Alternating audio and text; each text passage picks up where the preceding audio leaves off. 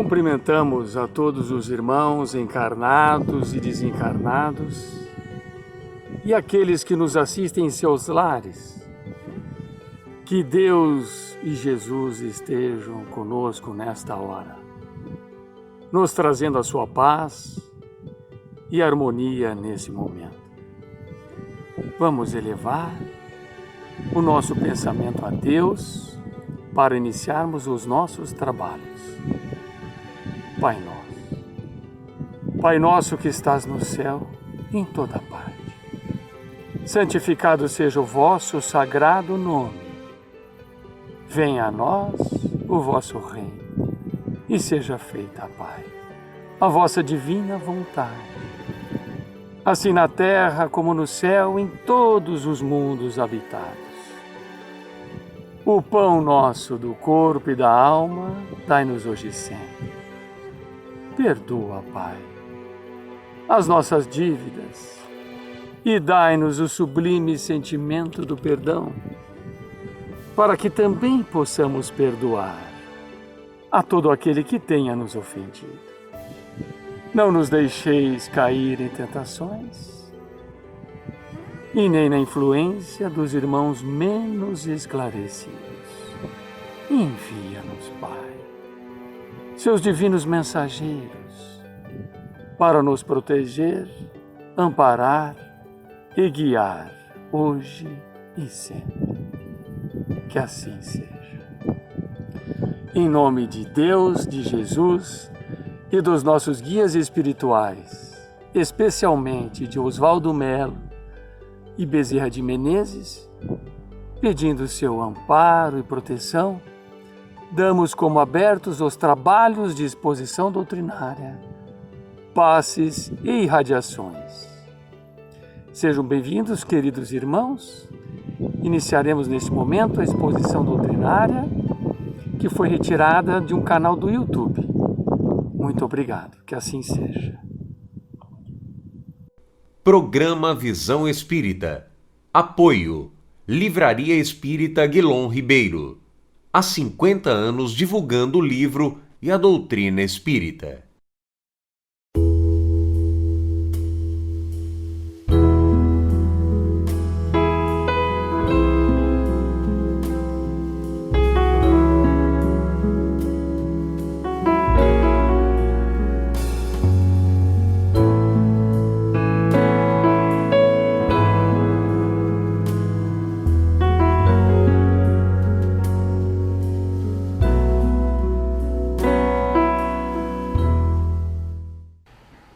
O programa Visão Espírita pede licença para entrar no seu lar e levar-lhe uma mensagem de fé, de otimismo e de esperança. O programa Visão Espírita recebe o companheiro de ideal espírita Arthur Valadares. Seja bem-vindo, Arthur. Para mim é uma honra, uma alegria estar aqui mais uma vez com vocês, buscando aprender e contribuir na medida das nossas possibilidades. Arthur, o programa Visão Espírita quer conversar com você hoje sobre Páscoa. Mas nós não vamos falar de ovo de Páscoa, né? Nem de chocolate. Nós vamos conversar sobre outra Páscoa, né? Existem duas Páscoas ou uma Páscoa só? Na verdade, e é importante isso, né? A gente recuperar um pouquinho esse entendimento do que representa esse momento, essa, podemos dizer, festa, mas cujo sentido original, o sentido no cristianismo, acabou sendo perdido. Na verdade, a Páscoa é uma festa anterior ao cristianismo, é uma festa que o cristianismo, de certo modo, herdou do judaísmo.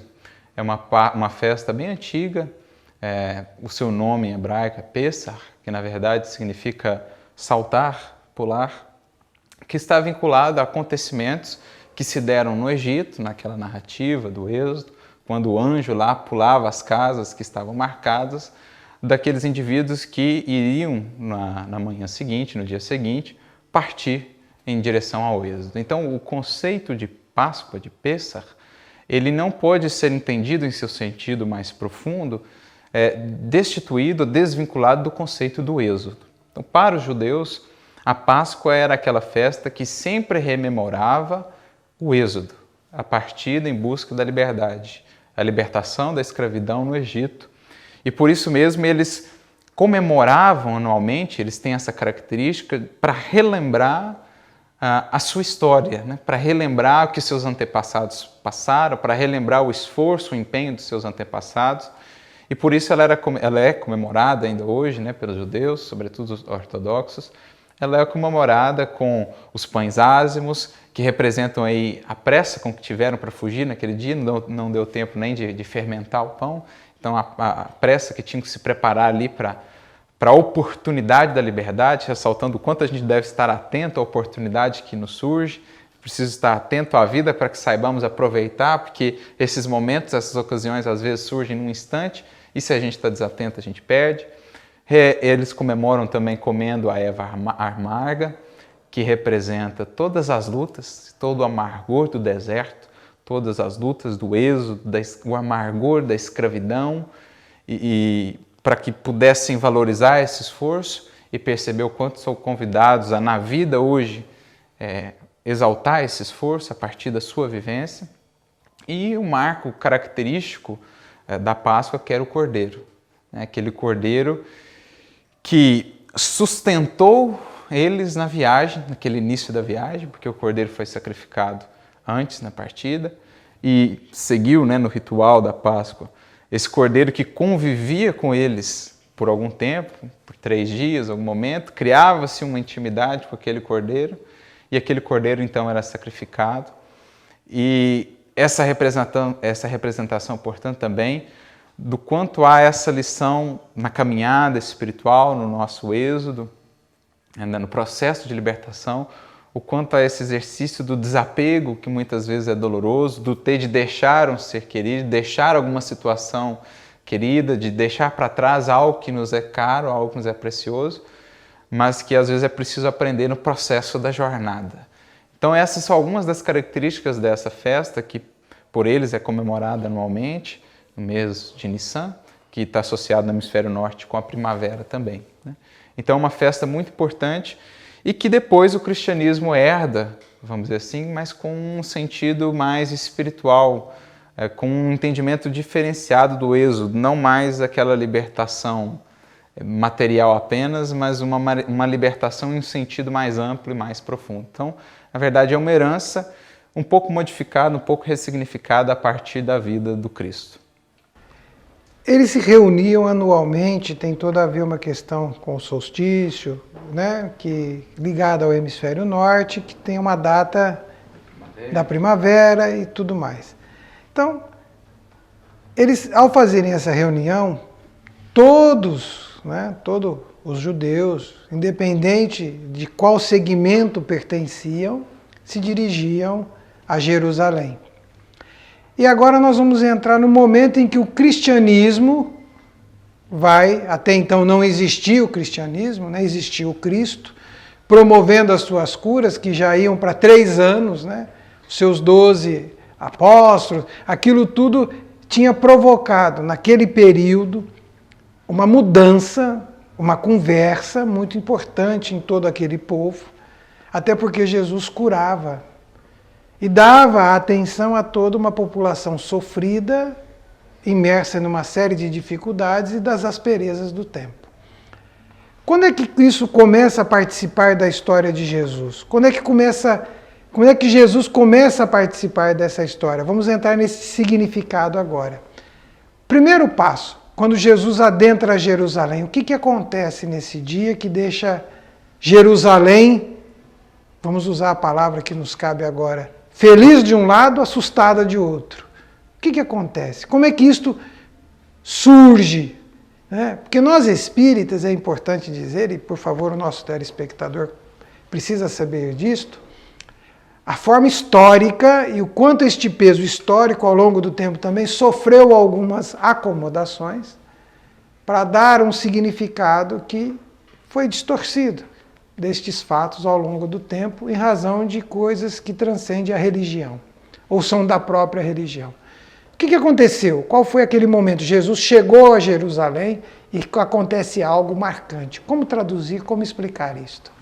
Jesus representava, sobretudo para a multidão dos excluídos, daqueles relegados ao segundo plano, tanto por Roma como pelos próprios judeus, né, entre si, Jesus era o raio de esperança, né? Jesus era o indício, o prenúncio de grandes mudanças, de grandes renovações.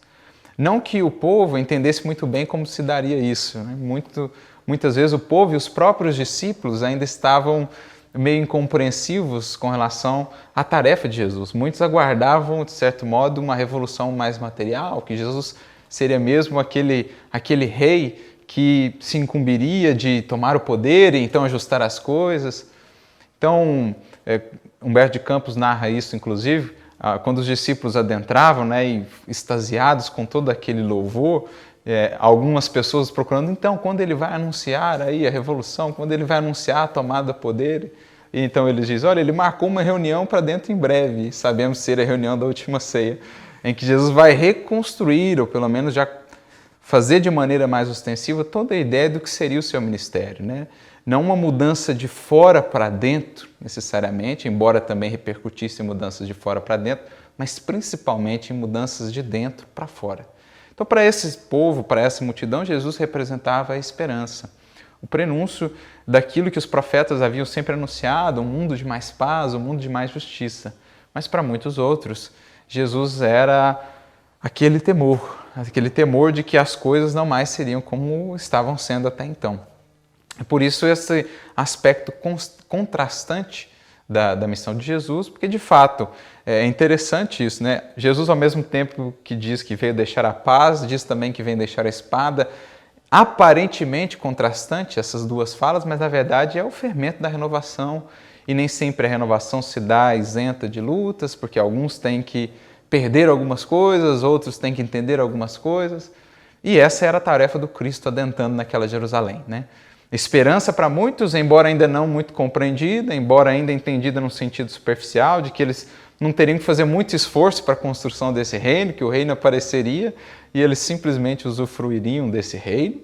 E para outros, o temor de que realmente é algo novo, o temor desse poder que Jesus tinha de arrastar, né? de convidar, de congregar corações. Isso sempre foi o temor daqueles que estão no poder e que sabem ou sentem estarem equivocados na utilização da autoridade que receberam do alto.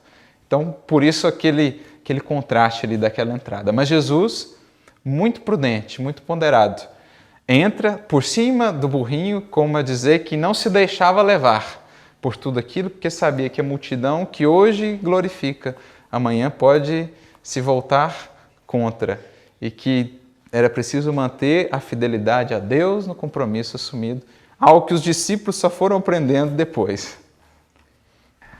Após esta entrada, que foi uma entrada narrada como triunfal, né? Porque todos aqueles abandonados da sorte, abandonados pelo seu próprio povo, não só abandonados por Roma, eram abandonados. Nós temos uma questão social muito profunda, né? Um significado social muito forte nessa entrada de Jesus em Roma.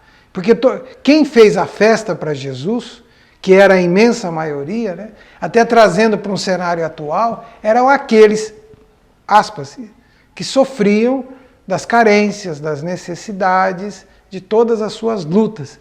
Viviram muitas curas de Jesus e esperavam algo mais. Jesus entra, dá um significado para isto e prepara uma próxima etapa. Como você disse, os seus discípulos ainda não entendem. Qual é a próxima etapa? O que Jesus começa a construir nesse instante? E é até legal, porque você puder citar também, porque nós temos isso narrado em obras espíritas, citar os livros, porque depois nós também vamos colocar, para que todos que queiram ler de uma forma até mais romanceada este momento, né, é importante. Então, depois disso, Jesus convoca aí a última ceia, onde fundamentos muito importantes nós vamos ter ali, né? E eu acho que o mais importante deles é que Jesus busca desconstruir essa ideia de que o seu reinado seria um reinado construído à força, que seria um reinado que utilizaria as mesmas armas e recursos de todos os imperadores, de todos os poderosos de até então. Jesus, o mais poderoso de todos, desce aos pés dos discípulos e lava-lhes os pés, demonstrando que o legítimo poder, o único capaz de conquistar a lealdade, a fidelidade dos corações é o poder do servir, do amparar, do auxiliar. Porque no mal, na tirania, não existe lealdade. No momento do testemunho, cada um pensa no seu interesse. Agora, no bem, onde se constrói nos laços do amor e do serviço, assim você conquista os corações. E por isso, os seus súditos, os seus servidores, no momento do testemunho, eram capazes de ir até aos extremos do martírio por ele, por amor a ele, por amor ao exemplo que ele deu. Então ali ele está desconstruindo, embora ainda ali os discípulos não entendessem, a ideia do reinado, daquele Messias davídico, da arma, do poder, algo que levou inclusive depois Judas também ao equívoco, né, que Judas achava que Jesus era brando demais, que tinha que usar esses recursos da política e, embora amasse profundamente o mestre, acabou se equivocando nesse sentido e não soube lidar com a dor, acabou optando pelo suicídio, o que complicou mais a sua situação. Mas enfim, Jesus diz, olha, o nosso caminho será sobretudo o da fidelidade ao alto, o do amor que vai aos limites do sacrifício, se preciso for, para conquistar realmente os corações, para despertar realmente as almas. Aqueles que estão dispostos a servir, a dar não um passo, 2 passos, a dar não a túnica, o manto, aí sempre um pouco mais além, a fazer algo diferente do que todos têm feito até aqui, porque isso será o elemento do reino. Como diz isso o livro Boa Nova de Humberto de Campos, tem, vamos dizer, várias narrativas desses bastidores que são muito ricas, mas em determinado momento ele diz, olha, só a luz do amor divino é capaz realmente de converter uma alma à verdade. As discussões, tudo isso não realmente conquista, mas a luz do amor divino que se demonstra, que se aparenta na vivência e exemplificação máxima, essa rompe as barreiras as mais difíceis. E na última ceia ele vai mais ou menos tentar mostrar isso. Tem um ato bonito para com Judas, demonstrando o seu amor, o seu carinho para com ele, aquele discípulo que ele já sabia o que faria, dá-lhe o primeiro pedaço da ceia, algo que naquela cultura representava, de certo modo, alguém que se desejava homenagear. O patriarca partia o primeiro pedaço e dava o primeiro pedaço para alguém que ele tinha respeito, consideração, amor, como a gente faz com o nosso primeiro pedaço de bolo. Então ele diz mais ou menos assim para Judas, Judas, não importa o que você fizer, saiba que eu sempre vou te amar. Saiba que você sempre poderá contar comigo. E assim ele vai fazendo com todos os discípulos, fortalecendo ou preparando eles para o que estava por vir, dando-lhes ou lançando ali as sementes naqueles solos, naqueles corações, para que depois, ante o testemunho, pudesse se fortalecer um pouco mais e lembrar daquilo que ele havia ensinado. Tem mais um momento também com Pedro, que vai se tornar São Pedro, que vai se tornar um espírito baluarte, um espírito que, após isto, tem uma trajetória simplesmente maravilhosa de doação e de dedicação. Esse momento com Pedro também tem um significado muito forte, Muito profundo, porque é interessante, Pedro, dentre os discípulos, talvez era aquele com mais dificuldades de conviver com as quedas alheias, com as imperfeições, com as limitações alheias. Pedro era aquele que se considerava forte demais por se considerar, digamos, justo demais, alguém que avançou muito na virtude, mas não via que estava pecando naquela que é a mais fundamental. Porque essa dificuldade de conviver com as imperfeições alheias é, na verdade, ainda a dificuldade de encontrá-las ou de vê-las em nós. E a gente projeta no outro. Então Pedro se julgava infalível e apontava todos os falíveis, os caídos, você não merece estar aqui, você é prostituta, você é assaltante, como é que você ousa se aproximar? Então ele era o cão de guarda. Inclusive demonstrado naquele momento que quando Jesus vai lavar os seus pés, não, os meus você não vai lavar nunca. Os outros são os ingratos que deixaram você lavar os pés, como está lá no livro Boa Nova. Mas os meus pés você não lavará nunca. E Jesus diz, Pedro, se eu não lavar os seus pés, não tens parte comigo. Jesus já convidando o discípulo à humildade. E nesse capítulo Boa Nova, ele mesmo vai dizer a Pedro, Pedro, você vai aprender pela vida, pelas circunstâncias, que o homem no mundo é muito mais frágil do que perverso. Até ali ele não entendeu, foi preciso ele passar a experiência, e quando ele passa a experiência e reconhece a fragilidade em si, então, diz Humberto de Campos, ali começa a nascer no seu coração a fonte da misericórdia. Então Pedro, que era o Pedro da dureza, da intransigência, da impaciência, pedra, vai aos poucos, paulatinamente, sob o toque, sob o cinzel de Jesus, se tornando Pedro a rocha, o sustentáculo, o apoio dos seus irmãos, aquele que foi o equilíbrio do cristianismo nascente, aquele que foi o balanço entre Paulo e Tiago, aquele que foi a sensatez e a misericórdia em pessoa. Mas para isso, ele precisou entender o que é aquela lição de lavar os pés, porque o pé é o mais baixo de nós. E Jesus está dizendo, mesmo o mais baixo, a gente precisa aprender a envolver na água do amor. A gente precisa aprender a envolver os pés de cada um que convive conosco nas águas do amor, envolvendo isso na misericórdia. Ali Pedro foi aprendendo o que era o lava-pés. E o que se transformou Pedro, né? E no que se transformou. Se transformou Pedro e que Pedro construiu. E que Pedro, hein? E que Pedro, né? O que Jesus é capaz de fazer, né? Alguns dizem, historicamente, que o olhar do Cristo era algo inenarrável, né? Sem dúvidas. Fazia transformações inexplicáveis. Mas continuando um pouco a nossa história, né? Jesus, depois desse momento que foi pintado maravilhosamente, né? Que é uma obra de arte que aí está, né? E que quem pintou também falou que não saberia se conseguiria, né? Exatamente. E ele até, eu acho que ele deve se perguntar até hoje como eu pintei esse quadro, né? Porque é uma obra maravilhosa. Mas nós temos depois mais um outro momento, né? Que é aquele momento em que Jesus se retira e ele culmina com a sua traição, né? Com o momento em que, na verdade, é traído quem não sabe, né? Vamos, né, entender assim, né? Olhando por esse aspecto, quem não sabe é traído, mas naquele caso Jesus sabia de todo o significado, mas tem uma história, né? Todos nós somos portadores do nosso livre-arbítrio. Como entender esse momento?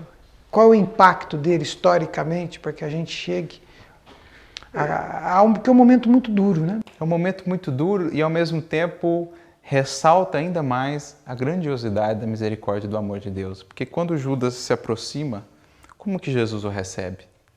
Amigo, a que viestes? Então, veja, naquele momento Jesus ainda se refere ao discípulo dizendo amigo. Como é dizer? É sempre momento ainda de resistir, de escolher novos caminhos, de adotar novas condutas. Nunca é tarde demais. Jesus ali então ressalta que, apesar das suas escolhas, esse amor é incondicional. Seguirei tendo em você um amigo. E Judas, nas suas escolhas, muito menos responsável do que aqueles que o envolveram nos seus estratagemas, acaba, né, fazendo tudo aquilo, dando continuidade àquele projeto, porque tinha boas intenções, assumiu o poder para depois transmitir a Jesus, porque não acreditava naquele caminho da humildade, do sacrifício, do amor e da renúncia, acreditava mais nos poderes do mundo e não nos poderes de Deus, acabou escolhendo esse caminho e a sua situação após isso era mais ou menos a situação de um Pedro que o negou, etc. O que realmente complicou a sua situação foi abdicar a oportunidade de se reerguer ao cometer o suicídio, mas ainda assim, mesmo na crucificação, nós vemos um Jesus que pensa nele, um Cristo que, como diz Humberto de Campos, numa das suas mensagens mais bonitas, o anjo solitário, um Cristo que, na crucificação, na cruz, ao os anjos se aproximarem, dentre eles um anjo mais bonito que vem, alguns pensando as suas chagas, outros anotando os nomes, os anjos da justiça, outros entoando hosanas, de repente o anjo mais belo desce do céu, coloca-se embaixo, aos pés da cruz, faz uma reverência ao Cristo, sobe, encosta o seu ouvido ao peito do Cristo e ouve algumas palavras que Jesus balbucia. E então ele sai célere para cumprir a ordem que havia recebido, diz Humberto de Campos, era o anjo divino da caridade que recebia as ordens do Cristo de ir amparar a Judas, que estava se suicidando. Então veja esse Cristo que ampara o amigo até naquele momento. E não só depois, na crucificação, aonde é o primeiro lugar para onde Jesus se dirige, como nós sabemos também pela doutrina espírita, algumas mensagens muito bonitas de Maria Dolores, desce lá às regiões sombrias, onde o amigo estava enlouquecido, para que ao menos pudesse adormecê-lo, prenunciando aí as encarnações futuras de reparo e resgate. Depois esse amigo que é buscado por Maria, a Mãe Santíssima, a responsável, desde então talvez, pelos suicidas, pelos mais sofredores do mundo espiritual, por acolhê-los, reerguê-los, trazê-los novamente à vida, à renovação. Então veja como é bonito a grandiosidade, a magnificência do amor divino que ressalta de todos esses acontecimentos. Temos mais um outro significado. Jesus é preso, né? Levado ao julgamento, né? E uma pergunta que é feita a Jesus: vós não sois rei? Né? Aí vem mais um outro significado que nós pediria a você que comentasse, porque é feito por um romano, né? Então, como é que a gente pode entender o significado disso tudo? Porque aí ele já está em pleno julgamento, né? Conduzido por aqueles que eram do seu povo, da sua raça, queiramos ou não, eram da sua raça, por aqueles que eram os entendidos, que fizeram todo aquele processo, que esperavam, né, conseguir o seu intento e conseguiram. Né? Em parte. Aquele detalhe, eles, como você colocou muito bem numa explicação anterior, né? Eu acho que eles colocaram uma fertilidade no... Eles não imaginavam. Era próprio de não se imaginar, porque as vaidades e os orgulhos não imaginam muitas coisas. Como entender esse significado? Vós sois reis? E é interessante, aquele momento de Pilatos com Cristo é um momento muito interessante. Nós temos ali muitas revelações. Uma é essa desse reinado do Cristo, que é um reinado espiritual, um reinado antes não visto pela humanidade, que sempre pautou o poder, o reinado, por quantos servos eu tenho, quanta fortuna eu tenho, quantos exércitos eu tenho. Então era esse o conceito que a gente tinha de rei e transferido para o conceito de Messias. E Jesus vem dizer que, na verdade, os legítimos poderes, a legítima autoridade que a gente possa ter perante os outros, perante a vida, é único e exclusivamente algo que esteja relacionado intimamente a algo que a gente traz por dentro. Né? É interessante também naquela passagem de Jesus com Pilatos, quando Pilatos traz Jesus para a frente da multidão, tem até vários quadros pintados sobre isso. Pilatos diz: eis o homem, né? Em latim, ecce homo. E o Emmanuel, quando vai comentar isso, uma mensagem muito bonita, ele diz: ali Pilatos, sem saber o que fazer, dizia: isso aqui é a humanidade real. Vocês querem saber o que é o potencial do ser humano? Eis o homem, eis o ser humano em seu pleno potencial, em seu pleno desenvolvimento, com todos os seus poderes desenvolvidos. Ecce homo. Então, embora não soubesse o que falava, ali dava-nos uma revelação. Em Cristo está a criatura de posse dos seus legítimos poderes, da sua legítima herança de Filho de Deus, com os seus atributos representados ao máximo no amor incondicional, na humildade verdadeira, na renúncia total, na fidelidade extrema ao Criador. O verdadeiro poder, a autoridade real, que é a autoridade do reino. O reino de Deus que não se faz com aparências exteriores. Depois nós temos a crucificação, todo o Calvário, toda aquela... Eu acho que muitos de nós que estamos reencarnados hoje, quando falamos disso, temos um sentimento de arrependimento, né? E como entender aquele momento duro daquela crucificação? Qual é aquele significado, né? Por trás, né? Porque acho que a gente ainda quer esconder as pedras, né?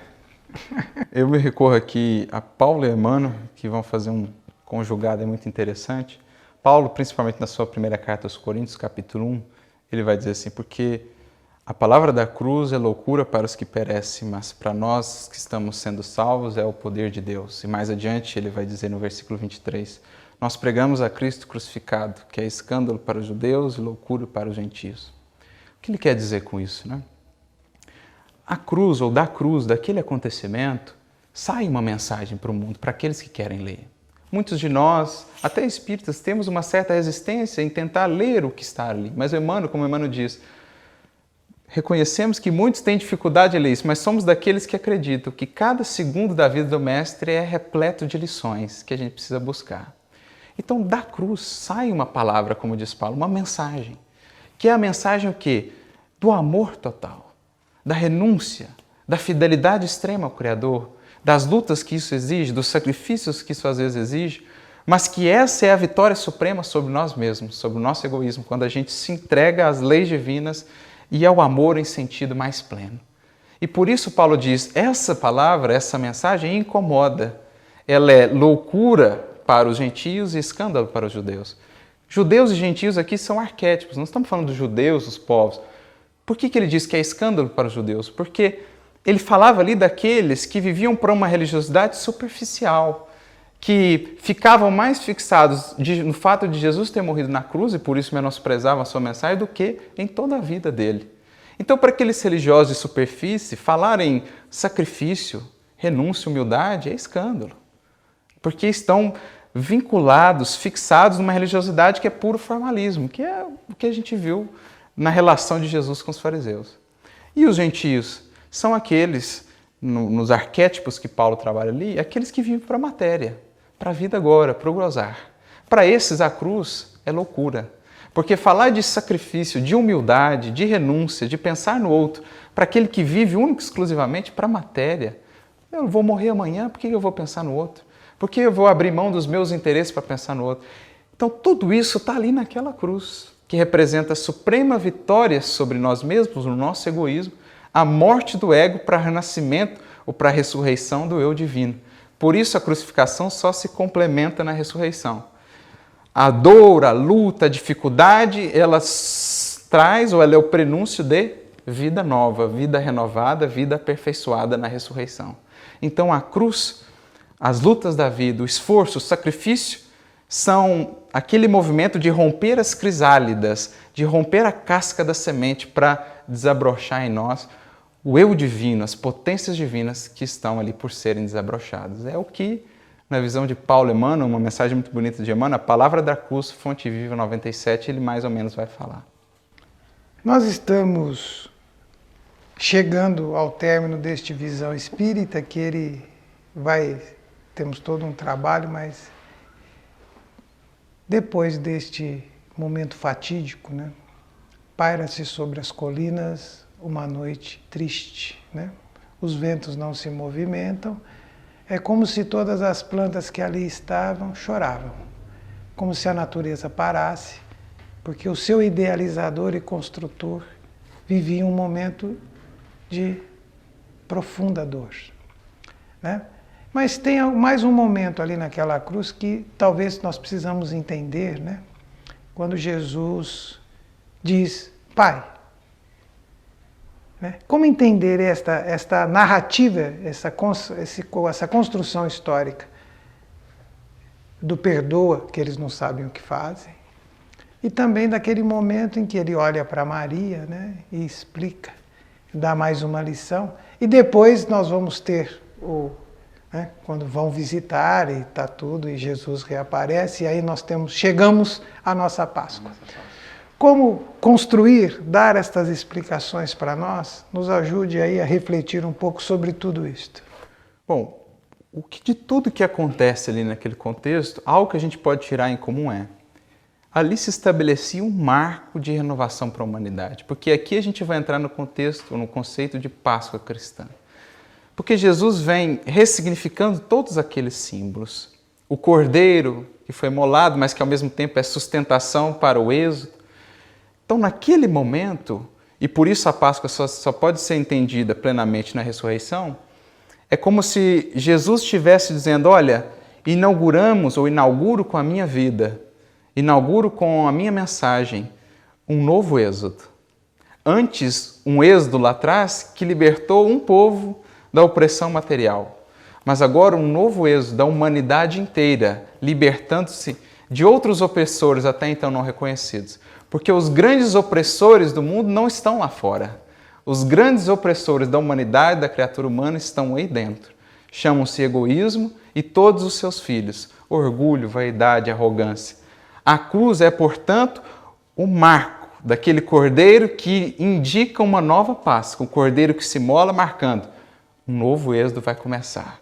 Aqui foi apenas a primeira estaca desse novo reino. Porque agora que inicia a jornada ao longo dos séculos de cada coração, no seu êxodo em busca da terra prometida, que não é um lugar, mas um estado de espírito em perfeita comunhão com o Pai. E naturalmente, a cruz lembra aquele deserto, com todas as suas agruras, a dificuldade da jornada, ora em tendas, ora fora das tendas, lembrando que no hebraico e no grego a palavra tenda é a mesma palavra para corpo. Então, um êxodo pelo deserto, os espíritos errantes que ainda não encontraram a terra da promissão, mas que a partir do Cristo já entenderam que são convidados a um novo êxodo, libertando-se enfim da escravidão. Egito em hebraico significa também, ou a palavra hebraica que se refere a Egito é Mitzrayim, que significa limitação, estreiteza. Isto é, a estreiteza, a limitação de uma vida puramente material, de uma vida bem aquém da vida abundante que o Cristo vem nos descortinar. É essa libertação que o êxodo ali está marcado, esse novo êxodo da cruz, em busca da ressurreição. A vida nova em Deus, a vida nova em Cristo. Arthur, dentro dessa construção, dessa conversa em que nós estamos apresentando uma visão espírita da Páscoa, temos o momento da crucificação, o momento em que Jesus fala duas frases que tem toda uma história, e vamos culminar depois com o seu reaparecimento. Como entender este conjunto que vai concluir-se com o nascimento da Páscoa cristã? Bem, de toda a simbologia da Páscoa, né, desse cordeiro que é ali revivido no cordeiro, que é o Cristo, que inaugura um novo êxodo, um novo processo, uma nova jornada para toda a humanidade, porque como Emmanuel mesmo nos diz, Israel, toda a história de Israel naquele êxodo, no livro Consolador, Emmanuel nos diz, era uma miniatura, uma figura daquilo que aconteceria com a humanidade, saindo da escravidão no Egito, isto é, a escravidão à matéria, aos sentidos, Mitzrayim, limitação, estreiteza, em busca da terra da promissão, que é o estado de comunhão com o Criador, o estado de perfeita liberdade espiritual que nasce da prática do dever, da vivência das leis divinas, com toda uma jornada, um deserto, com muitas lutas, com muitas dificuldades, representado aí pela cruz. Então, a grande mensagem da Páscoa cristã, de toda a exemplificação do Mestre, é essa busca pela nossa libertação. Libertação desses inimigos, desses opressores, que só existem no mundo ainda na condição de estruturas econômicas, de poderes imperialistas, de indivíduos, porque ainda existe, em suma, no coração humano, que são o egoísmo, o orgulho, que vão encontrar o seu antídoto mais fundamental no Evangelho do Cristo. Porque exemplificando amor, renúncia, fidelidade ao dever, ao Criador, às suas leis, Jesus nos dá qual o caminho para conquistarmos realmente essa liberdade. Não a liberdade de se fazer o que se quer, o conceito de liberdade muitas vezes equivocado que nutrimos ainda, mas a ideia da liberdade que nasce do cumprimento do dever, da consciência tranquila, da consciência edificada, que muitas vezes exige de nós um grande sacrifício para sermos fiéis à consciência num entorno muitas vezes ainda distante disso, mas isso é a cruz que compete a cada um de nós trazer e carregar em busca do nosso Calvário, que será um processo de libertação para uma vida nova, que é a ressurreição. Então, Jesus quer dizer com isso também, com a cruz e a ressurreição, que a dor, o sofrimento nunca tem a última palavra, não são o fim do Evangelho.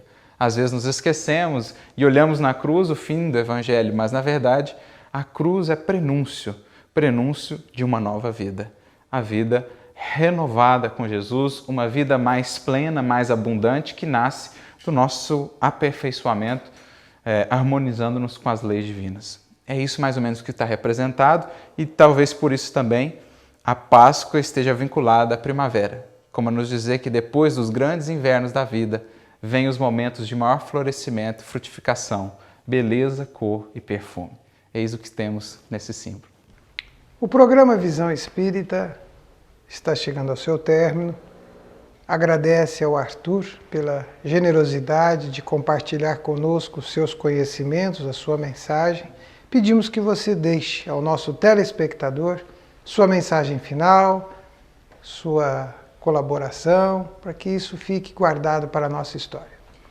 Eu gostaria apenas de deixar essa ideia, ou esse convite, que é o convite da Páscoa, para além dos ovos, do chocolate, da comemoração, que nos relembremos desse convite que o Cristo fez a todos nós, para que, com Ele, inspirados, guiados por Ele, possamos, enfim, encarar esse nosso deserto íntimo, ainda ressequido, esse nosso mundo interior pela ausência de amor, e, guiados por Jesus, possamos trilhá-lo com coragem, com comprometimento, com determinação, porque certamente o que nos aguarda para além de todo esse empenho, esse esforço que o Evangelho nos convida a fazer é a vida nova, a vida plena, a vida que Cristo nos prometeu, não vim lhes trazer vida apenas, mas vida abundante. Que possamos, cada um de nós, aceitar o convite. Jesus se propôs a caminhar conosco, mas não a caminhar por nós, porque é da lei que cada um de nós tenha de trilhar esse deserto em busca da terra prometida que nos aguarda aqui dentro de nós. Até o próximo Visão Espírita. Feliz Páscoa! Meus irmãos, vamos nos preparar para as bênçãos do passe. Para recebermos estas transmissões de energias positivas, devemos nos colocar física e mentalmente à disposição dessas bênçãos. Vamos nos sentar corretamente nas cadeiras, descruzar os braços e pernas, fechar os olhos e elevar nossos pensamentos a Deus e a Jesus, numa prece sentida, pedindo forças e coragem para podermos lutarmos e vencermos todas as nossas dificuldades. E nesse momento, que os trabalhadores das falanges de Oswaldo Melo e Bezerra de Menezes possam visitar a cada um de nós, em nossos lares, onde estivermos, e derramando bênçãos de paz, de saúde e de amor. E que possam nos nutrir de força e de esperança, para que possamos passar por todos os momentos difíceis em que estamos passando, com a certeza de um dia por vir melhor. Em sentimento de gratidão, irmãos, sintam nesse momento todos os eflúvios da espiritualidade amiga, sendo derramados sobre cada um e também sobre todo o planeta Terra, que se encontra sob a governadoria de Jesus, a caminho de um mundo de regeneração. Muita paz.